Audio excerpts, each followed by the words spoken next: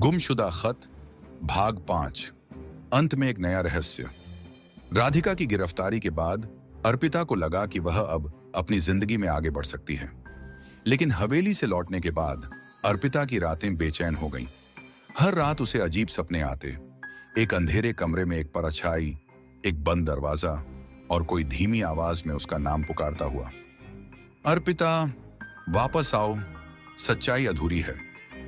एक रात जब वह अपने ऑफिस में अपने पिता की पुरानी फाइलों को देख रही थी, तो उसे एक और चौंकाने वाला दस्तावेज मिला, उसके पिता की वसीयत। लेकिन यह वसीयत अजीब थी। इसमें हवेली का असली मालिक किसी और को बताया गया था। अजय नहीं, न ही मां, बल्कि किसी केशव को। केशव? ये कौन है? फिर से हवेली का सफर। अब अर्पिता के पास कोई और रास्ता नहीं था। उसे एक बार फिर हवेली लौटना पड़ा।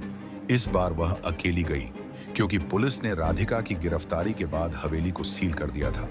दरवाजे पर ताला था, लेकिन अर्पिता के पास पुराने तहखाने की एक चाबी थी, जो उसे बचपन में मिली थी। जैसे ही वह अंदर घुसी, हवेली का माहौल पहले जैसा डरावना था। दीवारों पर धूल, टूटी खिड़कियां और हल्की सी ठंडी हवा। लेकिन इस बार एक फर्क था। कहीं से हल्की सी गुनगुनाने की आवाज आ रही थी। अर्पिता ने टॉर्च जलाकर तहखाने की ओर कदम बढ़ाए। उसके हर कदम के साथ आवाज तेज होती गई। अर्पिता, तुम आखिर आ ही गई। अर्पिता का दिल जोर जोर से धड़कने लगा।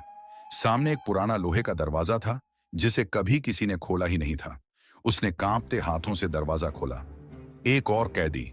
कमरे के अंदर जमीन पर एक आदमी बैठा था, कमजोर, लाचार और लगभग मरा हुआ। उसकी दाढ़ी सफेद हो चुकी थी और आंखें बुझी हुई थीं। कौन हो तुम? अर्पिता ने कांपते हुए पूछा। आदमी ने धीरे धीरे सिर उठाया। मैं केशव हूं, इस हवेली का असली मालिक और तुम्हारे पिता का सगा भाई। एक नया राज। अर्पिता की आंखें फैल गईं। क्या? मेरे पिता का भाई? केशव की आंखों में आंसू थे। तुम्हारी मां और अजय ने मिलकर तुम्हारे पिता को मार दिया, लेकिन असली खेल तब शुरू हुआ जब उन्होंने मुझे भी कैद कर दिया। यह हवेली असल में मेरी थी, लेकिन उन्होंने इसे अपने नाम करवा लिया। जब मैंने सच जानने की कोशिश की, तो उन्होंने मुझे यहां बंद कर दिया, ताकि कोई मेरी बात न सुने। अर्पिता के पैरों तले जमीन खिसक गई। तो इसका मतलब सच्चाई अभी भी पूरी तरह उजागर नहीं हुई? केशव ने सिर हिलाया।